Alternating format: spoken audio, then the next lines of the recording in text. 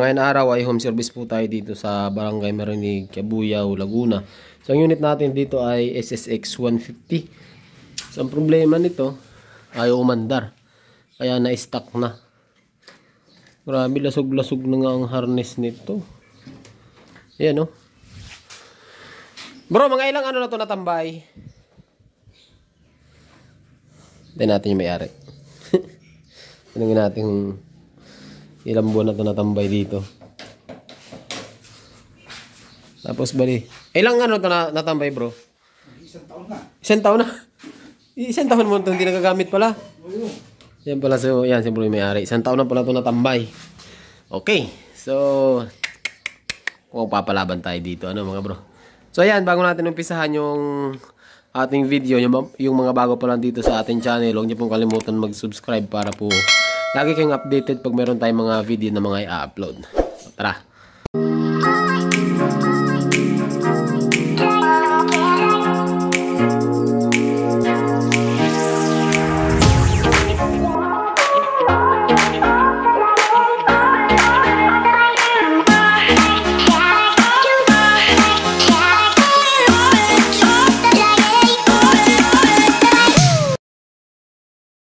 Yan mga bro, kung makikita nyo, bali tanggal na rin yung mga fairings nya. Tapos mapapansin nyo, ito kinalas na. Tapos ito ay puro na putol-putol. Ito naka-convert na rin to, hindi na to stock, pan supremo po ito eh. Yan. So madali lang din naman ayusin ito mga bro, yung mga ganitong unit ano. Yan o. Tika natin kung hindi nakik. Nakikik ba? So nakikik pa mga bro. Kala ko kasi stock up na. Kasi kapag ka nag-stock up yan, problema yan. Kasi baka sa connecting rod or sa piston, pero nakikik pa naman. So, pwede pa yan. So gagawin natin dito mga bro, ayusin na natin ang harness nito.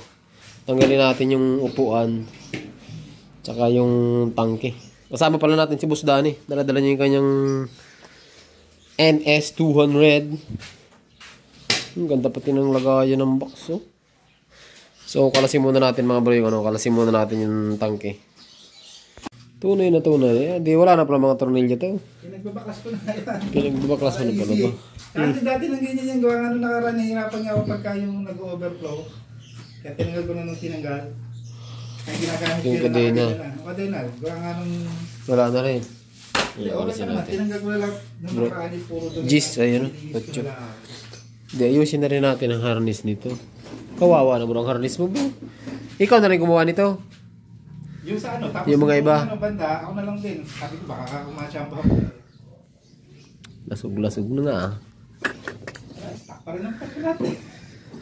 Kung madali na ito bro, walan nyo. Mamaya magagamit mo na to. Napatapat kasi ng nawala ng trabaho. Budget. Eh siya, stock mo muna dyan. Eh, isang taon pa lang ulit ako sa trabaho. Eh, sabi ko, saan po kayo napasok bro? dito lang din naman ako sa St. Joseph. Kaso nga lang, pala ako napapwesto na, hindi na ako pwedeng umalis eh. Yan, nilalakad ko na lang, araw-araw yan. No? Wala eh, exercise pala. Oo. Kasi sa umaga, para hindi medyo mali. At may hit nga yan. Nagkala ko, pwede ka. Pag uwi, yan, lakad. Battery. Bumili lang bagong battery. Mayroon kang bagong battery? Bumili lang bagot. Ayan, mayroon pala si bang battery na bago. So, kung hindi ako nagkakamali mga bro, meron tayong tutorial nito sa YouTube kung paano kalasin yung Isis X150. Lahat ng pairings. Meron tayong ginawa nito sa San Pedro, ganito, bagong-bago. Kalas lahat. Wala na kasi yung mga pairings. Ayan o. Kalas na o. Pero buo pa ito bro.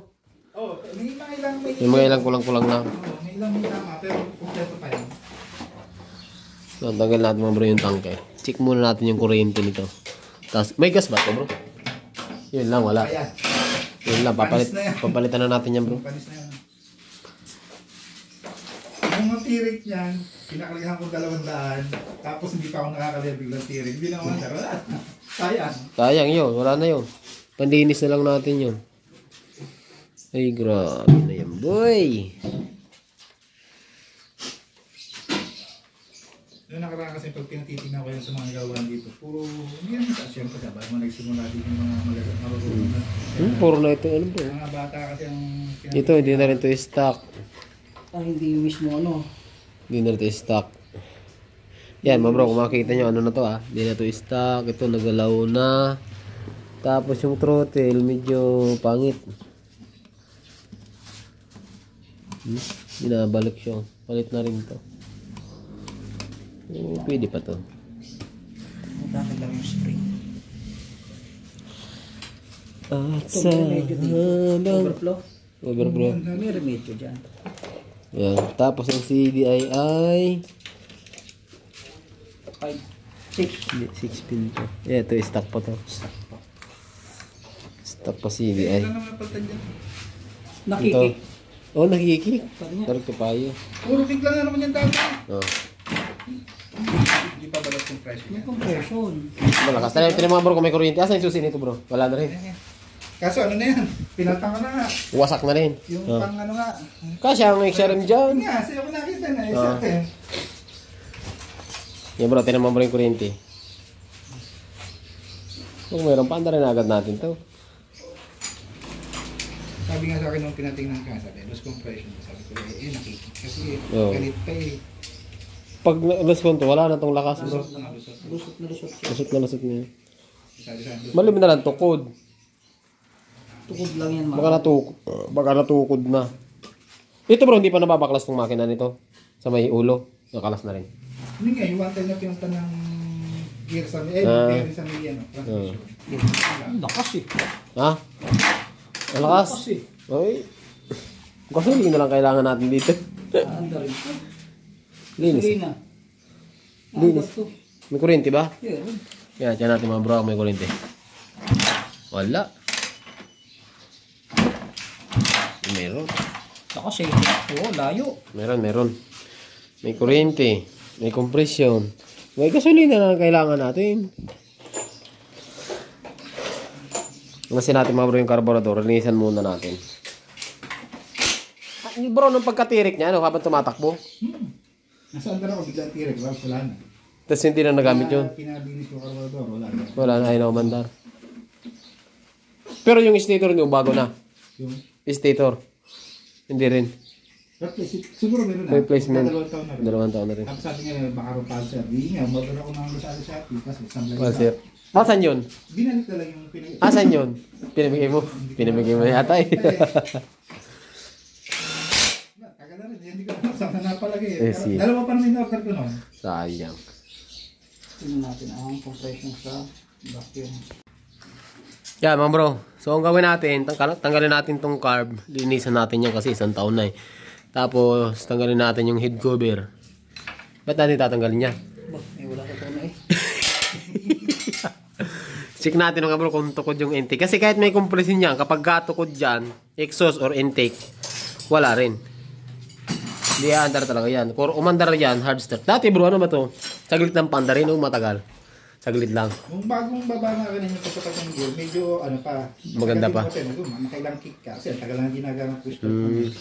Pero nung tagal, sabi ko mawit na bintigaw. Hindi pa na umaandar.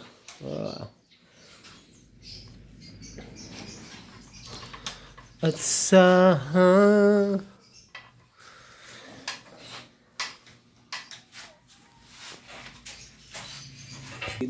Single na yung malupit na wire bro ha. Pang wiring sa motor, mga kahit number mga 22.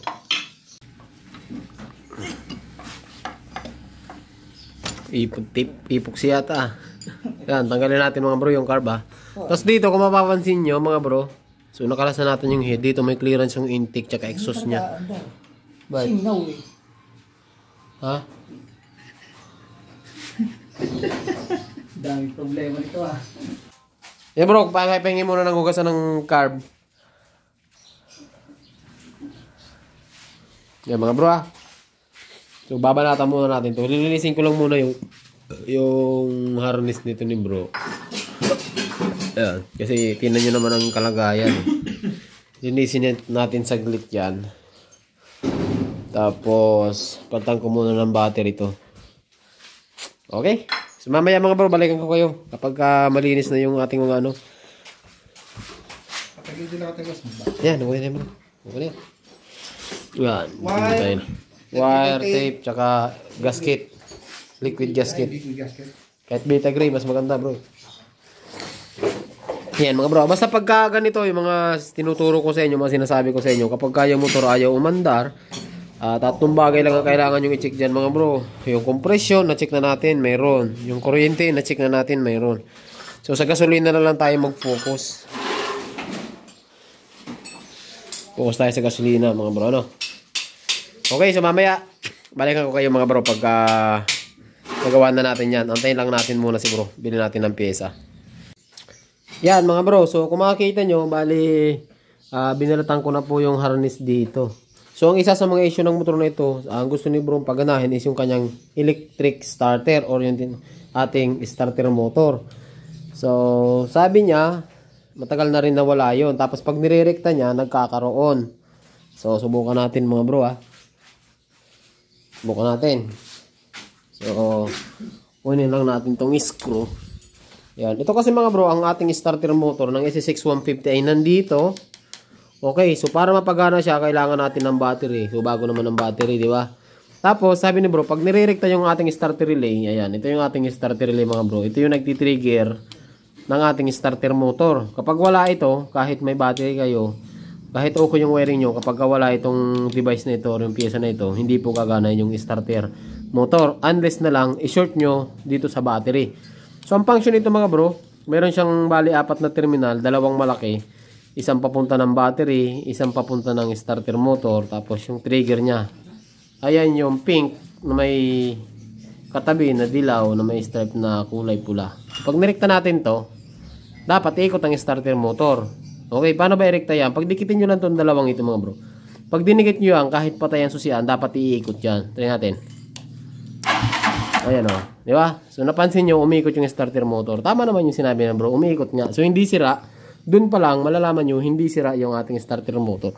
So ganun yan. Pero dito, ito mga bro. Ito kasi yan, yung kulay pink na yan, nakadikit yan sa clutch safety switch dapat, ang normal. Ito. Kaso putol na. So ang gawin natin dyan, dapat lagyan natin ng negative yan. Itong dalawang wire kasi yan. Itong dalawang wire na yan kasi mga bro. Kapag ka nagkaroon ng positive negative yan, magti-trigger to. Parang relay lang din ang function yan ng starter relay na yan. Kapag ka nagkaroon na to ng positive tsaka negative, dapat titrigger na yung ating starter relay. Yung pink, wala na yung clutch safety switch. Dapat dadaan sa diode dyan. Dahil wala na, ang gagawin natin dyan, lalagyan natin ng rekta galing sa negative trigger. Tapos yung yellow na may stripe na kulay red, naman yung papunta dito. Yan yung galing dito sa ating switch. So, push button. So, ang problema nito mga bro, lasog-lasog din ang kanyang wire. Kasi kung mapapansin nyo, kinalas ko na dito yan. Bale, meron dalawang wire lang yan. Isang itim, tsaka isang yellow na may stripe na kulay red.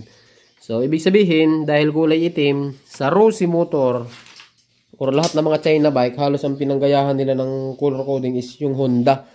Kasi iba-iba ang color coding ng mga motor. Yung Yamaha, yung Kawasaki, Suzuki, Honda, tapos yung mga China bike kagaya ng mga Z, Motorstar, Rossi, Rakal. Yan, at iba-iba pa. Ngayon, sa Honda mga bro, ang groundings ng Honda is kulay green. So dito naman sa Rossi, sabi ko nga sa iyo, dahil Honda ang ginayahan niya, ang green din dito, lahat nyo makikita dyan na kulay green, papatak, grounding siya kasi nga kapares ng Honda. Tapos yung kulay itim niya, accessory wire. Ano naman yung accessory wire mga bro? Yan yung wire na nagkakaroon kapag once na sinusiin nyo na to, nagkakaroon siya. Yun yung accessory wire.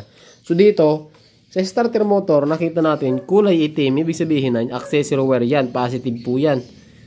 Okay, positive yan. Tapos, yung katabi niya na kulay dilaw na may stripe na red, yan yung trigger natin ng starter. So it means mga bro, ang nagtitrigger sa relay ay positive trigger. Pero hindi lahat kasi mga bro ng motor ay positive trigger. Mayroong mga motor na negative trigger po ang triggering. Kahit sa busina, sa mga ilaw, at sa starter relay. So dito mga bro, dapat siguraduhin nyo na mayroong accessory wire. Ito kasi wala eh. Pakita ko sa inyo mga bro. Yung test light natin, Hiniram ko lang to kay bro. Doon sa may-ari. Pagka dinikit ko dito, umiilaw yan, oh. Di ba? So, yung clip ng test light nasa negative, lahat ng iilaw dito, papatak, positive. Yan. So, pag dinikit natin dyan, idikit ko dito sa kulay pula. Ayan. Umiilaw din siya, ayan, oh. Hindi lang maabot mga bro. Check natin dito sa kabila. Ayan, oh. Kita nyo? Umiilaw yung test light.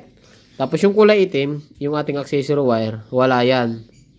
Okay, wala kasi naka-off. So, pag inon natin yan, pag inon ko, ayan, mayroon. Kala ko wala eh, problema yan kung wala. Ayan. Diba, mayroon. So, dapat mayroon yung accessory wire. Ayan, mayroon yung accessory wire. Dapat normally, itong sa may push button natin, magkaroon din siya ng accessory wire para matrigger yung starter. Ayun, yun ang wala mga bro. Di ba? Kaya hindi talaga nila mapapagana yung starter motor. Ngayon, pag nirerekta, gumagana. Pero pag push button, ayaw gumana. Ayun, oh, kahit anong pindot natin dyan, wala, oh. Oh. Di ba? Kahit anong pindot natin, hindi talaga. Kasi nga, wala yung main supply na kulay itim. Yung kulay itim na yan mga bro, lalagyan natin yan ng accessory wire na manggagaling dito. Ito troubleshoot natin bakit nawalan siya. Samantalang dito naman mayroon. Pagdating dito nawala. So possible, putol dito yan sa gitna. So yun ang kailangan natin dyan mga bro. Mahaba kasi mga bro. Kung gagawin ko lahat ng tutorial ito sa gagawin natin na harness, abutin tayo dito ng 50 minutes. So shortcutin na lang natin. Basta ganun lang. Ang gagawin lang naman natin dito sa motor is papaanda rin. Ito nga, wala na talaga ito sa usapan namin na itong harness. Kaso nga, nandito na tayo. Sayang naman ang punta natin. Kung di pa natin naayusin. Walang mga terminal. Ayan, oh. So, isi-secure natin yan. Pinapabili ko lang siguro ng electrical tape. Kasi madami-daming electrical tape tsaka wire yung ubusin natin dito. Ito, kahit hindi sabihin mga bro, na-rewire na to. Ayan, oh. Dinugtong na. Hindi na to yung stock na harness niya. Ay, hindi na to yung stock na switch niya. Yung harness is stock. Kaso, tinan nyo naman ang pagkadali. Ano ba Dani? Yung ka lang dyan? Okay lang. Busy ay. Ito mga bro. So, bala yung ginawa natin dito sa starter. Kinalas ko yung dito yung device, yung push button. Tapos yung isang wire, pinagsama ko dito sa dilaw. Ginawa nila dilaw. So, inayos ko na lang din. Yung itim, tapos nakakabit sa dilaw, yan yung accessory wire pagdating dito. Ito na yung ating accessory wire. So, ayusin din natin yan mga bro. Tapos yung isa, yun yung output. So, sira na dito sa terminal niya, ay dito sa pinakasakit. Ginawan ko ng rekta. Pero hindi pa yan. Ayusin para natin yan. Puro troubleshooting lang naman ginagawa natin. Pagdating dito, direkta ko na rin kasi sira na rin yung mga sakit niya mga bro. Baluktot na. Yan. Okay. So, bali mayroon na itong laman. Yung ating yellow na may stripe na red. So, hindi naman gagana yung relay natin kung walang ground. So, sira na rin yung clutch safety switch. Ang ginawa ko, yung pink niya, binabay ko dito para hindi na natin, kasi may clean na rin dito. Pinutol ko yung harness dito. Yung pink na yan, kinabit ko sa negative. Sa kulay green. Ayan, ayan na yan mga bro. Kinabit ko sa green. So, para magkaroon ng positive, negative supply yung relay natin. Ayan. So, ngayon, pag pinustart natin yan mga bro. Di ba? So, meron na siya ngayon. Nagtitrigger na siya. Ayan o. Di ba? So, unti-unti lang. Kasi matagal to mga bro. So, mamaya, balitaan ko kayo sa mga ibang gagawin natin dito. Ang goal lang natin ngayon is mapaandar sa na siguro yung mga iba kasi kailangan talaga ito reschedule kasi magulo talaga mga bro eh. Ito magagawa eh. Kaya kung may kasama natin, kawawa na. 2 hours later. Yan mga bro, so update po tayo Ayan, so bali nakikabit na natin yung bagong battery. Tapos yung terminal lugs, kinabit na natin. Tapos yung harness mga bro, naayos na natin ng konti lang. So naka-schedule ito sa atin ng rewiring pa rin. Kasi yung mga harness na, yung mga wire na pinagpapalit, sablay talaga mga bro yung mga wiring dito sa busina, sa starter, kill switch, at yung signal light, medyo mga sablay konti. No. Tapos, okay, si Boss Danny, nabunot na yan. Hindi ko na pinakita sa inyo, parang walang nangyari. Linis ng piston, block head, tapos hasa ng barbula. Para siguradong isang gawaan na lang.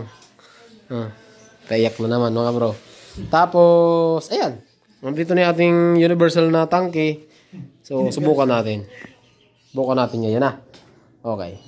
Yung electrical nito mga bro, medyo okay na rin. Ayan, pag ino natin, meron na tayong 13.3 kasi nga, bago yung ating battery. Siyempre, inayos natin yung push start. Ayan, may headlight na tayo, park light, high and low, meron na. Mini driving pala kasi isa na lang, wala na yung isa. Mini driving light, signal light. Ayan, yung mga bro. Oh, di ba? May tayong signal light. Kabila. May tayong signal light. Siyempre, hindi pwedeng hindi umaandar yan, mga bro. At busina pala. Oh, lakas, di ba? Nakarapid pa yan. Nakarapid pa yan, mga bro, ah. So, hindi ko ito, intact na harness. Ito, tinignan ko lang kung mga tama yung kabit. Tapos, binalutan ko lang ng tape. So, bale, ang pinaka, ano ko dito, nag-modify tayo ng konti. Tapos, yung pinaka switch nito. Kasi sablay yung kabit ng starter. Okay, so ngayon, subukan natin. Pandarin natin, mga bro. After 1 year pala ito, mga bro, na-stock. Subukan natin. Ay, tunay! Oh, di ba? Wow, kick na yan, mga bro. Oh, dito natin. But kill switch, functional na din yan. Ay, tunay, mga bro. So, pagkatapos ng isang taon, mga bro, mandar din. Mainit ka lang dito. Oh. Tapos mamaya, try natin yung tangke. Ano yung tangke? Try natin yung tangke, tapos try natin, kasi wala tang kadena to eh. Walang kadena, subukan natin patakbuhin. Ano, kakabit ba natin? Try natin, ano? Try natin dyan sa labas, mga bro. Kaso flat eh. So, siguro mga bro, hanggang dito lang yung video natin. Shoutout nga pala dito sa may-ari. Maraming salamat bro sa suporta. Sa dami-dami ng shop dito, tayo pa yung pinapunta dito. Ha? Oo, wala. Wala pa. Maligo nga tayo doon kay Elvin. Maligo tayo doon kay Elvin. Sarap na nga na doon. Maligo tubig doon. So hanggang dito lang yung video natin na mga bro. Magandang araw sa inyong lahat. Try safe lagi. Right.